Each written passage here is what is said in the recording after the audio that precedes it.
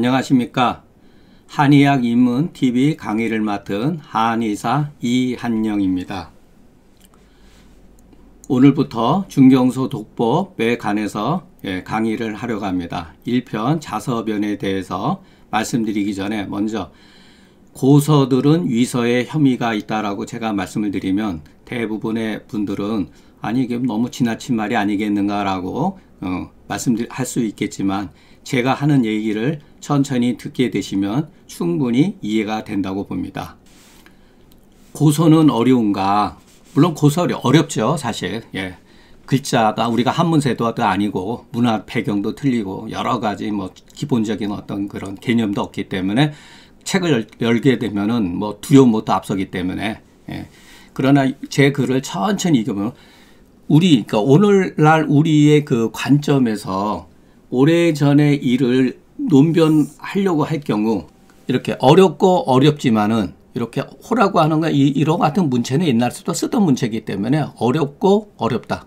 이렇게 어렵지만 문헌의 교훈이 끊어지지 아니하고 요게 사건을 기록한 요체, 사건의 요체를 기록하다가 아니고 사건을 기록한 요체가 없어지지 아니하면 오랜 세월 뒤라도 그러니까 500년, 1000년 뒤에 그 세월이 흘렀더라도 어느 정도는 그 교훈을 알 수 있고 그 요체를 제기할 수 있으니 이게 어떻게 보면은 제가 그 글을 쓴 그 가장 그 핵심이라고 보면 됩니다. 우리가 앞으로 계속 상한론도 관계 있습니다. 이것은 꼭 고문만 말하는 게 아니라 일체의 모든 특히 우리 상한론 이거에 관계가 있으니까 이거를 깊이 조금 염두에 보셔야 됩니다. 그러니까 그 교훈을 알고 그 핵심 키포인트를 제기할 수가 있으니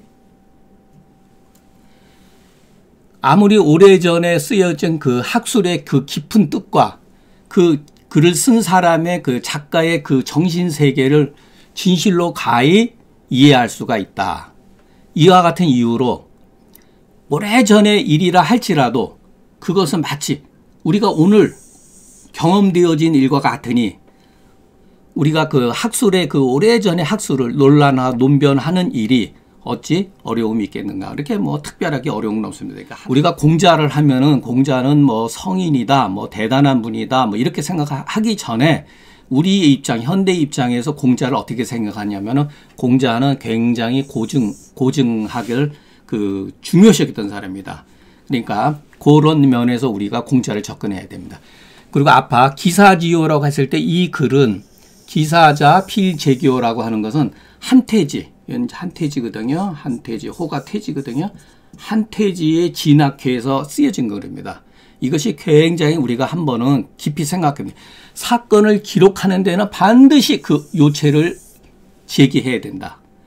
이게 무슨 뜻이냐면은 우리가 중경에 이제 우리가 공부하는 입장에서 중경이 어떤 글을 썼을 때 이 사람은 증상에 있어서 그 가장 핵심적인 요체이기 때문에 그 글을 남겼다는 것입니다. 그러니까 이 문제를 앞으로 우리가 생각을 해야 될 문제입니다.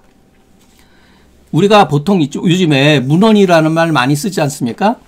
이 문헌이 공자가 논어에서 거의 처음으로 말했던 그 용어입니다. 그러니까 우리는 벌써 2000년, 3000년 전의 용어를 그대로 쓰고 있는 거예요. 그러니까 어디서 나오니까 은나라 예를, 그러니까 이거 깊은 뜻보다는 공자는 주나라 때 사람이었기 때문에 은나라는 주나라보다 거의 한 5, 600년 전, 그 전에 일이었던 거기 때문에 은나라 예를 내가 능히 말할 수 있지만 송나라는 그 은나라의 그 후예이기 때문에 은나라에서 송나라로 전해진 그 문헌이 그 송나라의 그 예를 내가 증거로 삼을 수가 없었다. 왜냐하면은 내려오는 문헌이 남아있지 않기 때문에 되는 거예요. 그러니까 공자도 문헌이 없으면 함부로 말씀하지 않았다는 거예요. 만약에 문헌이 풍족했다면은 내가 능히 그것을 증거로 삼았을 거다. 이게 이제 발음이 이제 징자잖아요.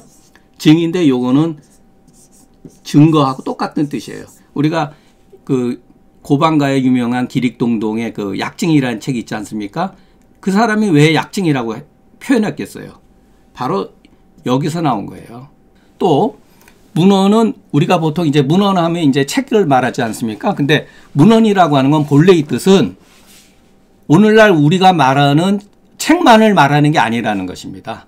그것은 한나라 때 정연이라는 그 훈고학자였는데, 정연이 훈고의 그 해석에 따르면 문은 문장이지만 허는 현재, 유능한 사람이 유능한 사람, 요즘 말로 하면 아주 정직하고 유능한 사람, 예.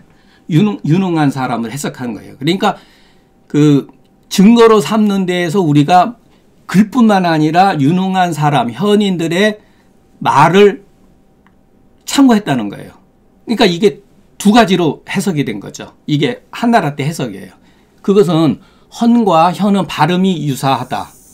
그러니까 발음이 유사하면 다 거의 같은 뜻으로 해석하는 경우가 많았어요. 그건 다음 장에 얘기해 드릴게요. 그러니까 이것을 통해서 우리가 무엇을 알 수가 있냐면은 전수하는 방법은 문자와 현인들의 구성, 현인들의 그 입으로 전해지는 것, 이 두 가지로서 전해졌다는 거예요. 앞서 말씀드렸지만 발음이 유사하면 의미가 거의 같은 뜻이에요. 덕과 득. 우리가 생각할 때 발음 비슷하지 않습니까?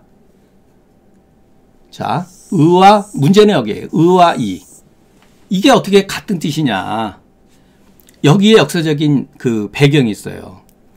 맹자 이전에는, 공자 이전에는 공자 때는 비교적 덜 심했는데 맹자가 나오면서 의와 이가 완전히 이렇게 이분적으로 갈라졌어요. 근데 고대에서는 의하고 이가 그렇게 먼 뜻이 아니에요. 그러나 우리는 조선시대에 들어와가지고 의와 이가 완전히 이게 양분되어 있는데 본래는 그렇지 않다는 걸 우리가 알고 있어야 돼요. 또 예와 리. 발음이 비슷하잖아요. 그러니까 예라고 하는 건 뭐냐면 리는 밝다는 거예요. 실천의 의미가 있는 거예요. 증과 증. 그러니까 이와 같은 거는 한나라 시대에는 이렇게 덕이라고 하는 말은 득해라 이렇게 요런 식으로 해석을 했어요. 이게 한나라 해석 방법이에요. 약간 전국시대도 이런 게 있었어요. 이거를 더 발전시킨 게 송나라 때 들어와가지고 덕이라고 하는 것은 도를 실천해서 마음에 얻은 거다. 덕과 도와 십 이런 관점에서 해석을 한 거죠. 굉장히 뛰어난 해석이죠. 또 이에 대해서 말씀드리면은 건계 그 문헌에 그 주요 건계 문헌이라고 하는 그 책 그 편명이 그게 있어요. 글이 문헌에 보면은 거기에 분명히 이렇게 나왔어요. 이 이라고 하는 것은 의에 조화로운 거다. 그러니까 이는 이를 추구해서 얻어지는 게 아니라 일의 마땅함을 추구하면서 발생되어지는 것이 이라는 거예요. 원래가. 그러니까 이거 양분될 수가 없어요. 근데 이것은 그 맹자 주자 이후에는 이것이 지나치게 이렇게 구분돼 버린 거죠. 자, 그런데 여기까지는 우리가 고서가 어렵냐? 그러면 기사지요. 그러니까 문헌의 교훈과 기사지요를 이해한다면 어렵지 않다. 이건 참 어떻게 보면 원론적인 얘기죠. 그러나 문헌이 전수되는 천년지간에 문헌이 이렇게 수천 년 동안 전수되지 않습니까?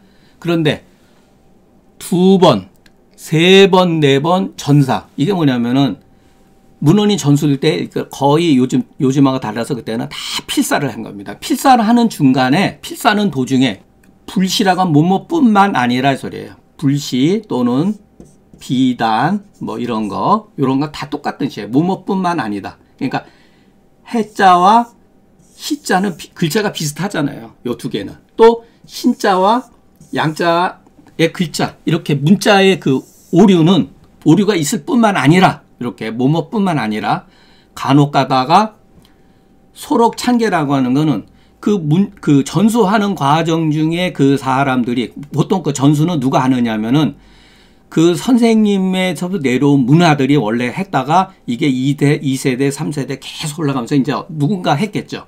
소록이라는 건 자기가 막 임의적으로 멋대로 글자를 뭐 바꾼다든가 날조한다든가 이와 같은 일이 발생이 돼요. 그렇게 함으로써 편찬에 그 오류가 생겨요. 자기 멋대로. 이와 같은 그 문자, 신해시라든가 신양 같은 문자 오류는 앞뒤의 그 문맥이 어느 정도 다소라고 하는 우리가 보통 쓰는 얘기하니까 옛날부터 쓰던 말이니까 어느 정도 통하지 않지만 그 글 전체의 대의를 해치진 않아요. 그런데 편찬의 오류는 큰 대체로 그 책 전체를 그 해치고 그 해쳐가지고 그 시대 사람들만 그 혼미하게 할 뿐만 아니라 이 의혹되는 것이 두고두고 전해져 내려온다는 거예요. 그렇기 때문에 학술의 전수라고 하는 건 쉽지 않다는 거죠. 실제로 어렵다는 거죠. 자, 이 편찬의 오류가 뭐냐 이거예요. 우리가 당연히 생각하는 육경론, 그러니까 중경서는 육경 편제로 되어 있지 않습니까? 그것이 바로 편찬이에요. 왜 그것이 잘못됐느냐? 이것이 우리가 앞으로 공부할 거예요. 그리고 우리가 뭐 황제내경이라든가 그 경학전서라든가 동의보감이라든가 의학인문 이와 같은 그 편제 방식이 있지 않습니까? 앞에 보면은 뭐 내외문, 잡병문, 뭐 소화문 무슨 여러 가지 그것도 다 편찬이에요. 그것이 누군가의 그 자기 그 자의적으로 했기 때문에 그것은 문제가 발생될 수 있다는 거예요. 물론 다 그런 건 아니지만. 그러니까 이거에 대해서 우리가 앞으로 계속 또 생각을 해볼 필요가 있습니다. 한나라, 시, 서, 예, 역, 춘추. 요게 보통 우리가 이제 오경으로 이제 분류를 하고 그러면 이 오경이라는 말도 지금의 관점에서는 우리가 이것을 오경이라고 말하지 실질적으로 전국시대에 이 책들이 있었던 시대에는 이런 개념이 사실은 없었어요. 이건 누가 이렇게 만들었느냐? 누가 이 책들을 이렇게 했느냐? 원래는 유가의 그 독점물이 아니라 모든 제자 백가의 사상가들은 기본적으로 다 공부했던 책들이에요. 그러니까 나중에 유가들이 이것을 자기네 것으로 만들어오면서 유가의 권위를 앞세우기 위해서 만들어 놓은 이 발상이에요. 예. 그리고 제가서가들이 전국 시대를 거쳐서 한나라에 이르러서 왜 많은 전적들을 수거했는가, 수집했는가. 이거를 일단은 의심을 조금 하시고 이 서라고 하는 건 백서를 말해요. 백서. 요즘 옛날로 말하면은 비단에다가 글을 쓴 거예요. 그러니까 종이가 나오기 이전에는 비단에다가 썼어요. 그러니까 아주 뭐 그 정도 쓰려면은 굉장히 이제 고위층이라든가 이런 사람들이 많이 가질 수 있었던 거죠. 그 백서의 그 글자들이 찢겨져 나가 버리고 이 간이라고 하는 거는 죽간의 죽간. 물론 나무로도 하기도 했지만은 대나무를 이제 다 잘라가지고 그 물기를 다 빼요. 그래가지고 뭐 여러 가지 뭐 해가지고 거기다가 이제 글자를 쓴 거죠. 이 대나무를 엮은 줄이 끊어져서 하기 때문에 글들이 다 뒤섞여 버려요. 그러니까 이 당시에 한나라 때의 책들을 수집했지만 그때 당시에 이미 이와 같은 상태였다는 거예요. 고서들이.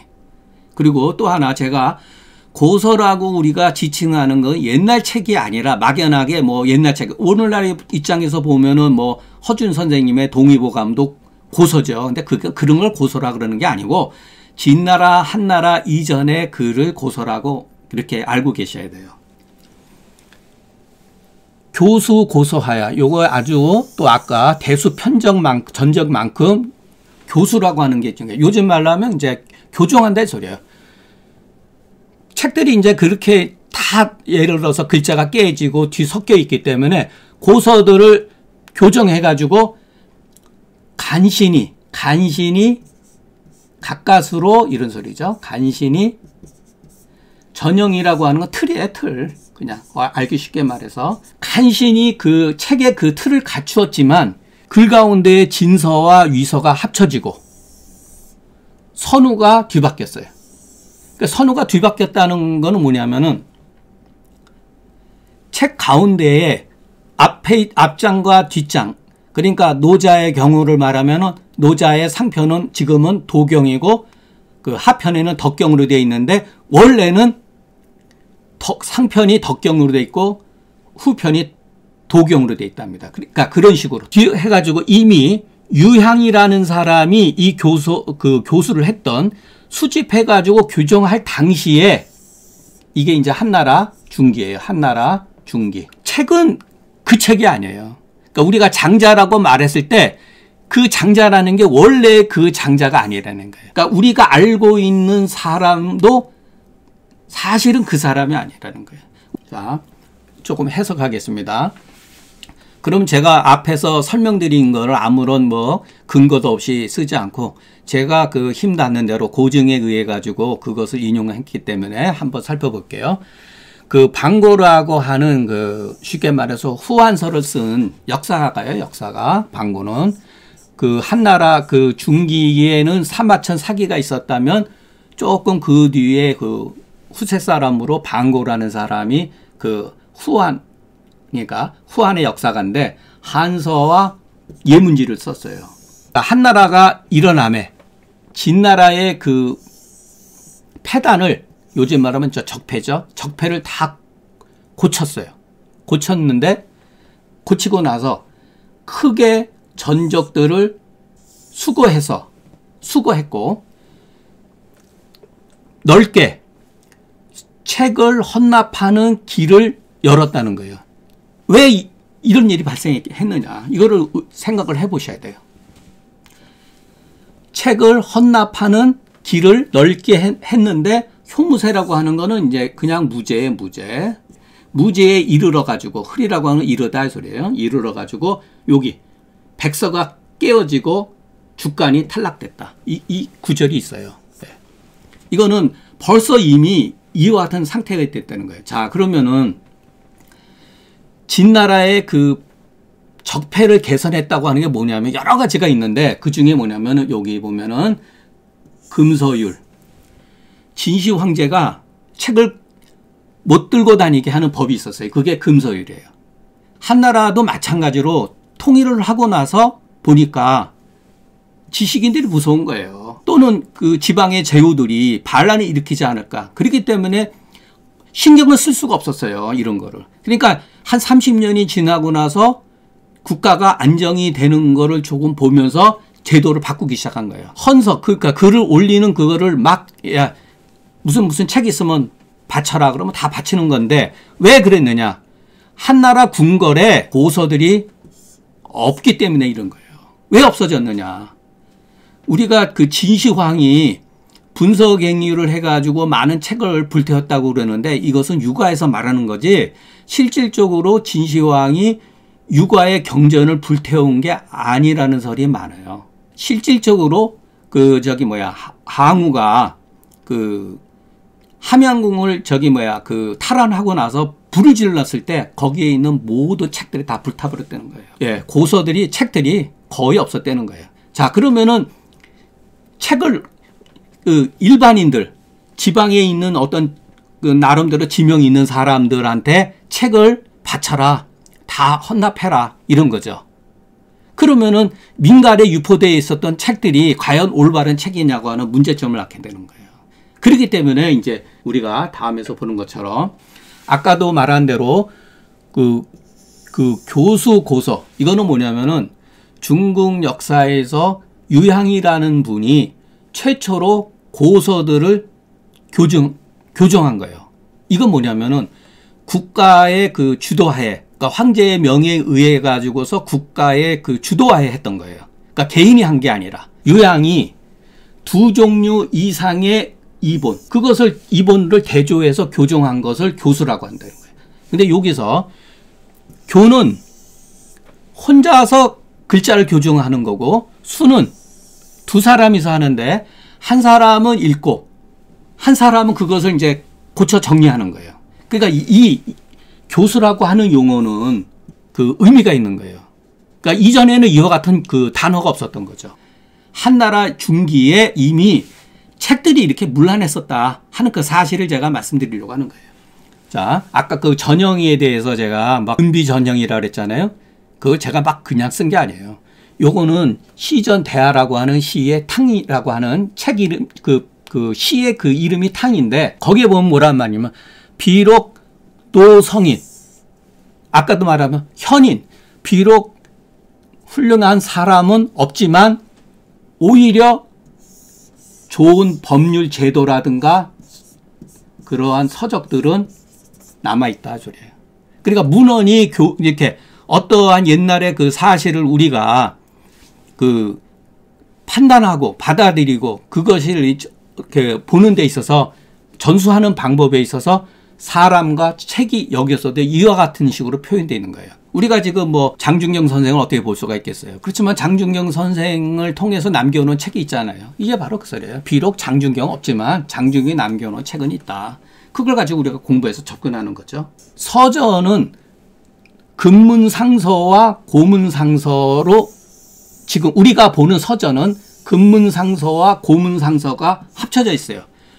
요것은 당나라 때부터 이렇게 돼 있어요. 근문이 진서라고 하고 고문은 위서라고 판정을 받았어요. 아니 고문인데 어떻게 고문이 더 위서냐. 이게 역사적인 이제 그 드라마가 있어요. 선우역이라고 하는 책에는 반드시 사람 이름이 나와요. 사람 이름. 장자 책만 하더라도 장자에 보면은 이 책이, 장자라는 책이 대충 어느 시대라는 것을 가늠할 수 있는 내용들이 그 글에는 다 있어요. 그런데 노자는 어떤 사람의 이름과 어떤 지역을 명확하게 구분되어지는 게 없다는 거예요.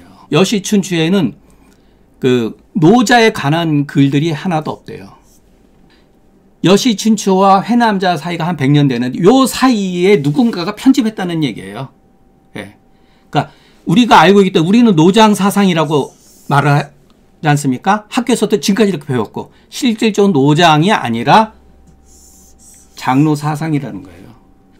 마항태의 그 무덤에서 이제 백서들이 막 출간되면서 나타난 게 뭐냐면은 우리가 한대 이전, 그러니까 그 전국 시대의 그 고대 사상을 이해하는 데 중요한 자료를 제공하고 있습니다. 진나라 말에서 한나라 시기에 사용되던, 보세요, 내용뿐만 아니라 한자, 글자의 그 자형과 변천의 과정을 확인할 수가 있어서 문자학의 연구에 그 사료로서 높은 가치가 있다는 거예요. 마왕태가 우리가 알고 있는 그 황제의 내경보다도 더 앞선 그 한의학 서적들이, 우리 입장에서는 이것을 한의학 서적이라고 하지만 옛날에는 이것이 그렇게 물론 의서로서 말할 수는 있겠지만은 거기에 대해서 이제 이런 글 있었다는 거예요. 뭐 이런 게 쭉 족비 11매. 그러니까 이거는 요 내용들을 보면은 우리가 알고 있는 그 황제 내경의 내용과 다르대요. 황제 내경과 다르다. 이제 갑본이 있으니까 을본이 있겠죠. 뭐 이런 식으로.